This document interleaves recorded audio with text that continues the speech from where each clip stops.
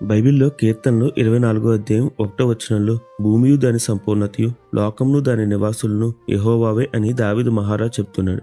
అవును, భూమిని ఈ సమస్త సృష్టిని దేవుడే చేశాడు. ఈ విషయం మనందరికీ తెలుసు. కానీ కొందరు దేవుడు ఇచ్చింది దేవునికి ఇవ్వడానికి చాలా కష్టపడిపోతారు. కానీ బైబిల్లో ఒక విధవరాలు దేవునికి కానుక వేసి ఆయన మనసు గెలుచుకుంది. ఆమె వేసింది కేవలం 2 కాసులు మాత్రమే, కానీ అదే ఆమె జీవనం అంతా. అందుకే తనకు ఉన్నదంతా దేవునికి ఇచ్చిన ఆ బీద విధవరాలి సమర్పణ గురించి ప్రభువు ఈరోజు మీతో మాట్లాడాలి అనుకుంటున్నారు. మరి దేవునితో నడుస్తూ ఆయన మాటలు నేర్చుకుందామా?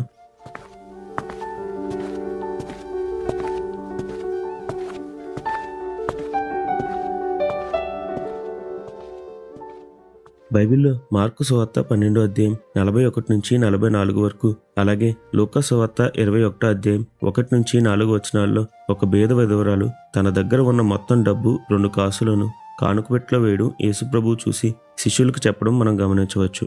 ఇక్కడ ఈ బీద విధవరాలి పేరు, ఆమెను గూర్చిన ఏ విషయం మనకు తెలియదు. కానీ ఈ ఒక్క సంఘటనతో ఆమె మనకు ఎన్నో పాఠాలు నేర్పుతుంది. మొదటగా మార్కు సువార్త 12వ అధ్యాయం 41 నుంచి 44 వచనాల్లో ఉన్న వృత్తాంతాన్ని పరిశీలిద్దాం. యేసు ప్రభువు కానుకపెట్టె ఎదుట కూర్చుని జనసమూహము ఆ కానుకపెట్టెలో డబ్బులు వేటి చూచుచుండెను. ధనవంతులైన వారనేకులు అందులో విశేషముగా సొమ్ము వేయుచుండిరి. ఒక బీద విధవరాలు వచ్చి 2 కాసులు వేయగా ఆయన తన శిష్యుని పిలిచి, కానుకపెట్టెలో డబ్బులు వేసిన వారందరికంటే ఈ బీద విధవరాలు ఎక్కువ వేసినని మీతో నిశ్చయంగా చెప్పుచున్నాను. వారందరూ తమకు కలిగిన సమృద్ధిలో నుండి వేసిరు గాని ఈమె తన లేమిలో తనకు కలిగినదంతయు అనగా తన జీవనమంతయు వేసేసినని చెప్పాను. ఇది జరిగిన సంఘటన. అసలు ఈ సంఘటనకు ముందు ఏం జరిగిందో చూద్దాం. మార్కు సువార్త 11:27లో యేసు ప్రభువు ఆయన శిష్యులతో పాటు యెరూషలేము వచ్చారు. ఆయన రాగానే మత పెద్దలు గుంపు కూడి యేసు ప్రభువును, నువ్వు ఏ అధికారంతో అద్భుతాలు ఆశ్చర్యకార్యాలు చేస్తున్నావు అని ప్రశ్నలతో విరుచుకుపడ్డారు. అయితే ప్రభువు వారికి నేరుగా సమాధానం చెప్పలేదు. కానీ మార్కు 12వ అధ్యాయంలో ఉపమానాల ద్వారా వారికి బుద్ధి చెప్పాడు. ప్రభువు తమను ఉద్దేశించి ఆ ఉపమానాలు చెప్పాడు అని గ్రహించిన మత పెద్దలు ప్రభువును ఏమైనా చెయ్యాలి అనుకున్నారు. కానీ జనసమూహాలకు భయపడి అక్కడి నుండి వెళ్ళిపోయారు. అయితే వారు వెళ్ళి ఈసారి ప్రభువును మాటల్లో పట్టుకోవచ్చని పరిసయ్యులను, హేరోదీయులను ఆయన వద్దకు పంపారు.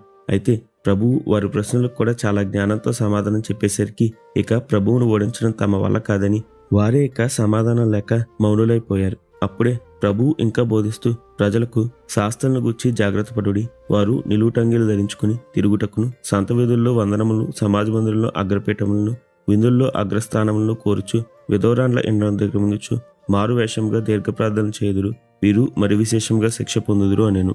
ఇలా మాట్లాడుచునగా ప్రభువు ఒక కానుకలు పెట్టి ఎదురుగా కూర్చుని ఉన్నారు. అక్కడ చాలా మంది ధనికులు వారికి ఉన్న ధనంలో నుండి కానుకలు తెచ్చి ఘనంగా ఆ కానుక పెట్టెలో వేస్తూ ఉన్నారు. సరిగ్గా అప్పుడే ఒక బీద విధవరాలు వచ్చి 2 కాసులు కానుక వేసి వెళ్ళిపోతుంది.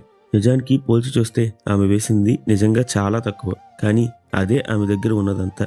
అందుకే ప్రభువు వెంటనే తన శిష్యులను పిలిచి ఆ స్త్రీని చూపిస్తూ, చూడండి, ఆమె తన లేమిలో తనకున్నదంతా కానుకగా సమర్పించింది అని చూపించాడు. ఇక్కడ సందర్భం చూస్తే మనకు చాలా భిన్నంగా కనబడుతుంది. ప్రభువు చాలాసార్లు సమాజంలో ప్రజలను ఉద్దేశించి మాట్లాడాడు. ఒక్కొక్కసారి ప్రజల వద్దకు వెళ్ళి వారితో నేరుగా మాట్లాడేవాడు. కానీ ఇక్కడ ఆ బీద విధవరాలు గురించి జనసమూహాలతో గట్టిగా చెప్పలేదు.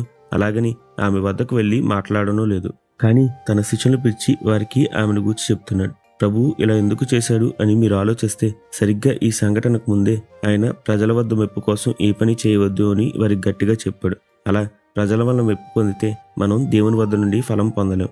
అందుకే ప్రభువు ఇక్కడ ఒక పాఠంగా ఉంటుందని శిష్యులను మాత్రమే పిలిచి వారికి ఆమెను గురించి చెప్తున్నాడు. ఇక ఈ సందర్భం నుండి మనం ఎన్నో పాఠాలు నేర్చుకోవచ్చు. మొట్టమొదటిగా ఇక్కడ మనం గమనించవలసిన విషయం, మనం చేసే ఏ చిన్న సమర్పణ అయినా సరే ప్రభువు తప్పక గమనిస్తాడు. అదే ఇక్కడ చూడవచ్చు. ఇక్కడ ప్రభువు కానుకలు పెట్టి వద్ద కూర్చుని అక్కడ కానుకలు వేస్తున్న వారిని అందరినీ గమనిస్తూ ఉన్నాడు. అయితే ఆయన గమనించిన విషయం ఏమిటి అంటే, అక్కడికి వచ్చి కానుకలు వేస్తున్న ప్రజలందరూ దేవుడు తమ సమర్పణ చూసి మెచ్చుకుంటాడు అని కాక, మనుషులు తమను మెచ్చుకోవాలి అనే దృష్టితో విస్తారంగా కానుకలు తెచ్చి దానిలో వేస్తూ వస్తున్నారు. అందుకే మత్తయి 6వ అధ్యాయం 3-4 వచనాల్లో, నీవైతే ధర్మం చేయనప్పుడు నీ ధర్మము రహస్యంగా నుండి నిమిత్తము నీ కుడి చేయి చేయనది నీ ఎడమ చేతికి తెలియక ఉండబడెను, అట్లయితే రహస్యమందు చూచి నీ తండ్రి నీకు ప్రతిఫలం ఇస్తాడు అని వ్రాయబడింది.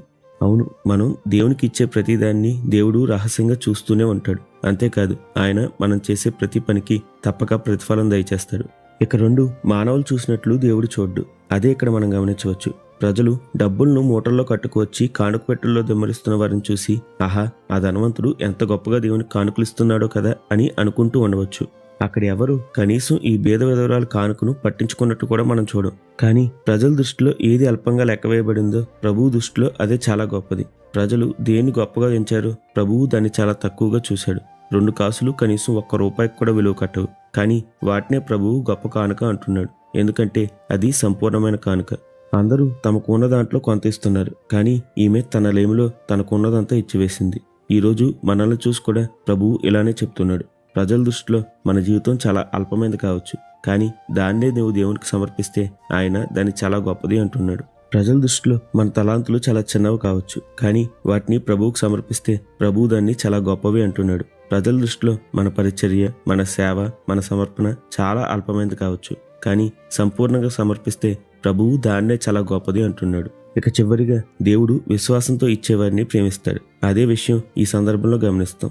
అందుకే 2 కొరింథీ 9:7 దేవుడు ఉత్సాహంగా ఇచ్చేవారిని ప్రేమించును అని వ్రాయబడింది. అవును, ఇక్కడ సరిగ్గా గమనిస్తే ఈమెను పోషించడానికి భర్త లేడు. ఈమె ఒక విధవరాలు. అలాగని ఈమె బహుధనవంతురాలు కాదు. అందుకే ఇక్కడ స్పష్టంగా రాయబడింది ఈమె బీద విధవరాలు అని.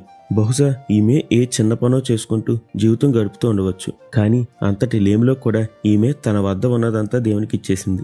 రేపేమవుతుందో అనే ధ్యాసే ఈమెకు అస్సలు లేదు. అందుకే బైబిల్లో మత్తయి 6:31-33 ఏమి తిందమో, ఏమి త్రాగుదమో, ఏమి ధరించుకుందమో అని చింతపరకుడి, అన్యులు వీటన్నిటి విషయం విచారింతురు. ఇవన్నీ మీకు కావాలని మీ పరలోకపు తండ్రికి తెలియను కాబట్టి మీరు ఆయన రాజ్యంను, నీతిని మొదట వెతుకుడి, అప్పుడు అవన్నీ మీకు అనుగ్రహించబడును అని వ్రాయబడింది. అవును, మనలో చాలా మందికి ఇవ్వడం అంటే అస్సలు నచ్చదు. కానీ తీసుకోవడానికి లేదా పొందుకోవడానికి మాత్రం ముందంజలో ఉండాలి అనుకుంటాం. అలాగే ఇంకొందరు దేవునికి ఇస్తారు, కానీ మొత్తంగా కాక కొద్దిగా మాత్రమే ఇస్తారు. ఇక ఇంకొందరు నా దగ్గర ఉన్నదే కొంత, దీనిని దేవునికి ఇచ్చేస్తే ఇంక నాకేముంటుంది అనుకుంటారు. అయితే జ్ఞాపకం పెట్టుకోండి, సారేపాతు విధవరాలు తన దగ్గర చాలా కొంత మాత్రం పిండి, బుడ్డిలో కొద్దిగా నూనె ఉన్నప్పుడే దేవుడు చెప్పినట్లు ఇచ్చి సమృద్ధిగా పొందుకుంది. అలాగే ఆ రోజు ఆ చిన్నబాబు తనకు తన తల్లి పెట్టిన ఆ 5 రొట్టెలు 2 చిన్న చేపలను దేవునికి ఇచ్చి తాను మాత్రమే తిని తృప్తి పొందక 5,000 మంది ప్రజలు సమృద్ధిగా తిననట్లు 12 గంపలు మిగిలిపోవునట్లు తాను ఇచ్చింది ఆశీర్వదించబడుట చూశాడు. అలాగే ఈ బీద విధవరాల గురించి కూడా ఆ తర్వాత ఏం జరిగిందో రాయబడలేదు. కానీ నేనైతే ఖచ్చితంగా నమ్మగలను, ఆమె లేమిలో తన జీవనం అంతా ఇచ్చి దేవునిపై ఆధారపడింది కాబట్టి దేవుడు తప్పక ఆమెకు సమృద్ధిని దయచేస్తాడు. అయితే ఒక్క విషయం, నేనిస్తే నాకేదో వస్తుంది అని వ్యాపార ధోరణిలో ఆలోచించి ఇచ్చేవారికి దాని ద్వారా ఏ ప్రతిఫలం లభించదు. అయితే భక్తితో, త్యాగంతో, సమర్పణతో ఇచ్చేవారికి తప్పక ప్రతిఫలం లభిస్తుంది. అందుకే మత్తయి సువార్త 19:27-29 పేతురు గారు యేసు ప్రభువును, ప్రభువా, మేము నీ కోసం సమస్తం విడిచిపెట్టి వెంబడిస్తున్నాం కదా, మాకేం వస్తుంది అని అడిగితే, నా కోసం దేన్నైనా నువ్వు ఇక్కడ త్యాగం చేస్తే దానికి 100 రెట్లు పొందుకుంటావు, అలాగే నిత్య జీవాన్ని స్వతంత్రించుకుంటావు అని ప్రభువు చెప్తున్నాడు. ఇక మనలో చాలా మందికి ఇవ్వడం అంటే మనసంతా డబ్బుపైకే వెళ్ళిపోతుంది. కానీ నిజానికి మనం ఇవ్వగలిగిన దాంట్లో డబ్బు ఒక్కటి. కానీ అది మాత్రమే ఇస్తే సరిపోదు. మన జీవితాలను, మన సమయాన్ని, మన తలాంతులను, మన శక్తిని, మన మనస్సును దేవునికి ఇవ్వాలి. ఇలా వెనుక తీయక దేవునికి ఇచ్చేవారిని చూసి దేవుడు ఆనందిస్తాడు. వారిని ఇతరులకు ఆశీర్వాదకరంగా మారుస్తాడు. అట్టి ఆశీర్వాదకర జీవితం దేవుడు మనందరికీ దయచేయనుగాక. నిత్యం యేసుక్రీస్తు నామానికే మహిమ కలుగునుగాక. ఆమెన్. హల్లెలూయా.